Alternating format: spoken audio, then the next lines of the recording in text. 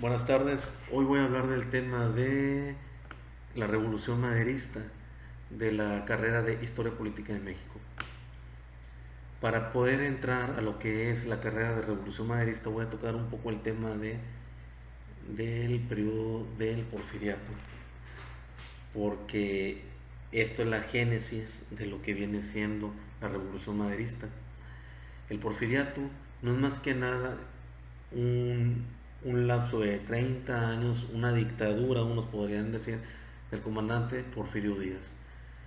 Unos estaban en contra, otros a favor, debido a que en la historia se dice que el Porfiriato fue la época en la que mayor éxito tuvo el pueblo mexicano, como pueblo y como potencia mundial también.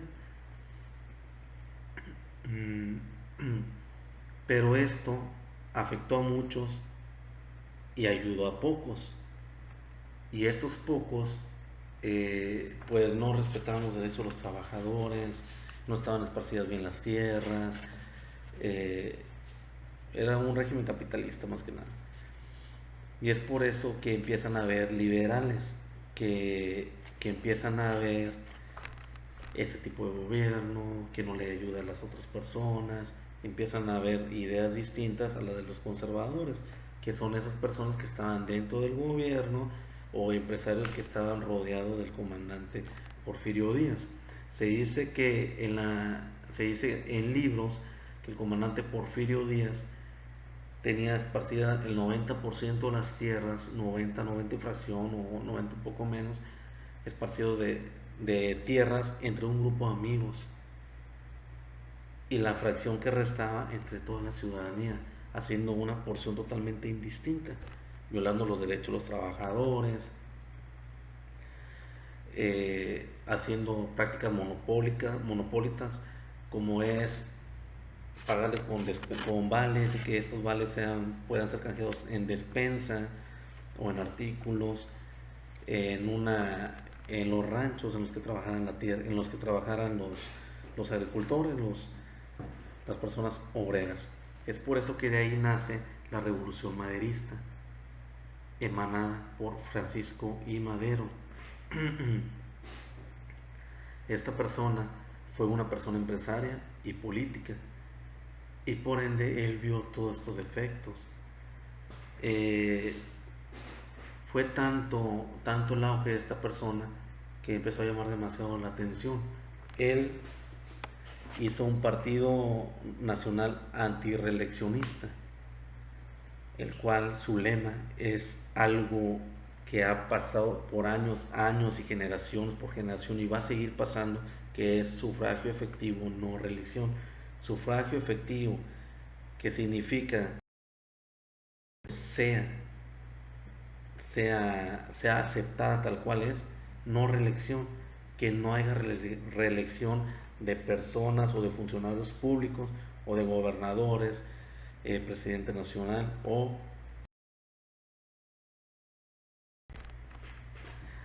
por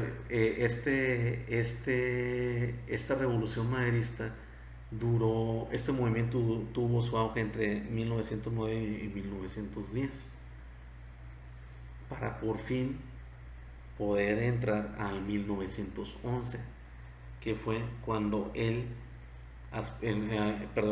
1909 y 1910 terminó en el lapso cuando Francisco I. Madero aspiró a ser candidato a la presidencia nacional, el cual el comandante Porfirio Díaz mucho auge, muchos seguidores, muchos afanes a su ideología. Los conservadores no querían soltar lo que es el Estado mexicano tan fácil, porque vivían en lujos, tenían el poder, tenían todo, y no lo querían soltar tan fácil. Es por eso que a Francisco y Madero lo metieron en la cárcel. Y desde ahí él estaba trabajando, él implementó eh, trabajo, se pudo comunicar afuera, tenía muchos seguidores, el movimiento maderista todavía estaba firme y se fue a la parte de Estados Unidos. Allá tuvo apoyo del otro lado y ahí creó el plan de San Luis. El plan de San Luis no era más que nada quitar al gobierno actual, quitar este monopolio, esta dictadura que duró más de 30 años y que estos 30 años pueda ser tumbada por medio de un plan de San Luis.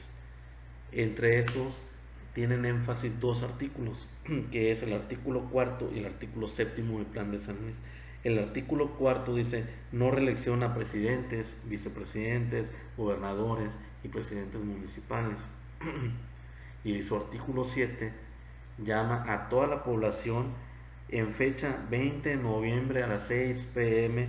que todos los ciudadanos de la República se tomarán en armas para arrojar del poder a estas autoridades, a las autoridades que estaban actualmente.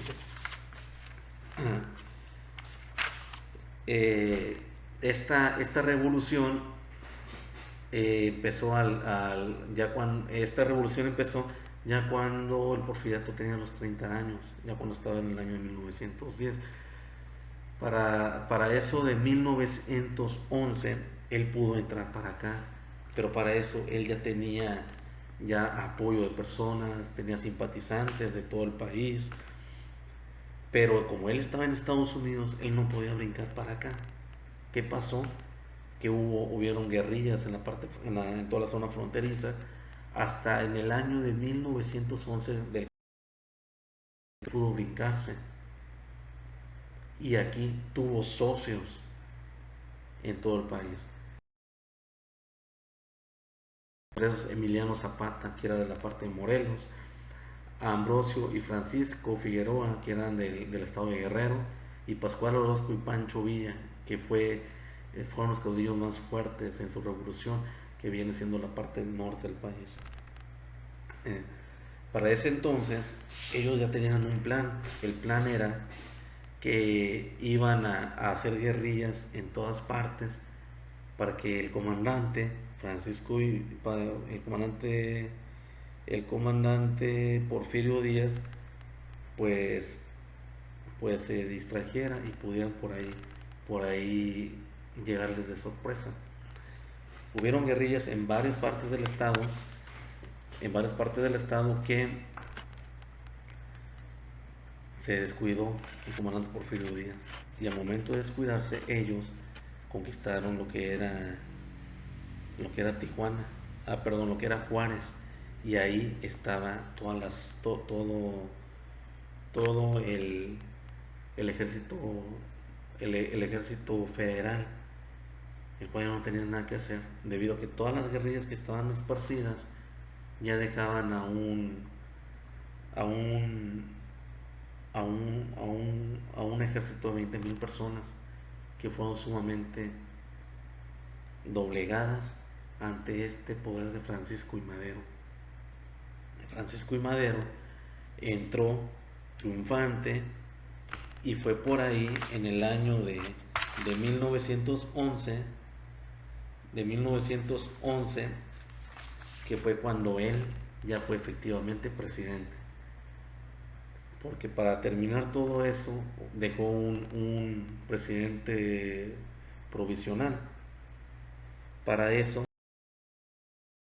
hubieron elecciones tal cual como marca la Constitución, pero solamente hubo una modificación al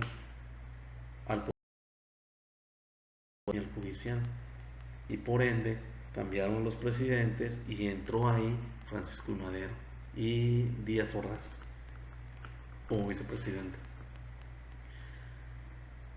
Bueno, entró él, y como una persona ahí, pero siempre existe la ideología. Por eso es sumamente importante lo que dicen, que cada cabeza es un mundo, porque las ideologías son distintas. El liberal Emiliano Zapata no estaba de acuerdo con la forma de gobierno de Francisco y Madero, ya que él quería hacer principalmente el énfasis en la repartición de tierras, y que estas tierras sean distribuidas como deben de ser hacia el pueblo. Y fue tanto esto que en su mandato de Francisco y Madero conoció a un viejo enemigo y viejos amigos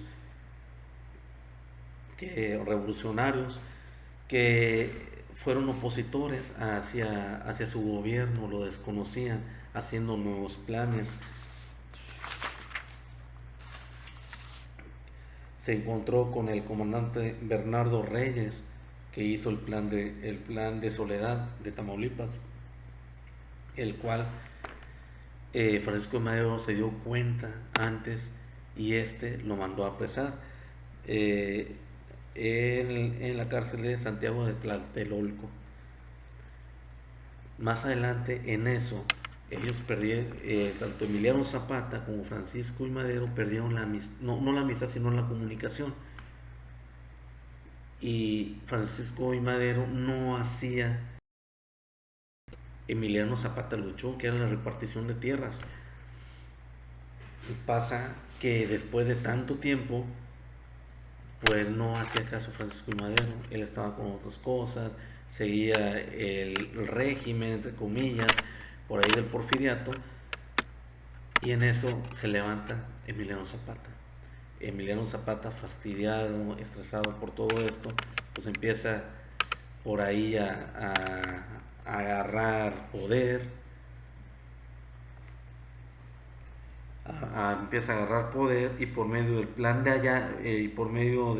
Ayala y del ejército zapatista intentan quitarlo, mas no pudieron, pero sí debilitaron al ejército de Francisco y Madero, por lo cual un poco más adelante, acompañado de otras figuras revolucionarias, Emiliano Zapata hicieron el plan de Empacadora, que venía siendo una fusión del plan de San Luis y el plan de Ayala. El plan de San Luis, que fue lo que hizo o por lo que luchó Francisco y Madero, y el plan de Ayala, que era la repartición de tierras por parte de Emiliano Zapata, cosa que se unieron y fue por lo cual peleó Emiliano Zapata.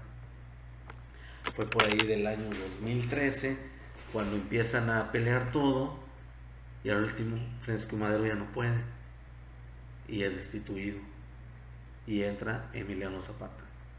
¿Qué quiero decir con esto? Que es muy importante el movimiento maderista, debido a que si no hubiera habido este movimiento, probablemente estuviéramos todavía en un porfiriato, no en un porfiriato, pero sí en un estado conservador. Y ya que él fue el principal motivo de esta revolución, él fue el que causó ese efecto, ese poder de querer salir adelante, de querer tener los propios derechos del trabajador, y fuéramos un país totalmente capitalista. Y por eso tenemos nuestros propios derechos, nuestras garantías individuales, nuestros derechos humanos, tenemos la libertad de tierras, tenemos tantas cosas por lo que los revolucionarios lucharon, y podemos gozar de esta Constitución de 1917.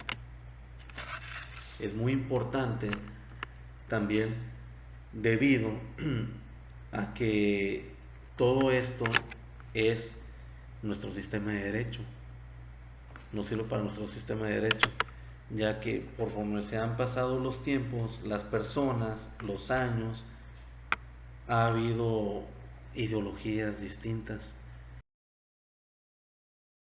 Va a ser constitución viva, porque entre quien entre, siempre va a haber una ideología distinta, como actualmente la tenemos.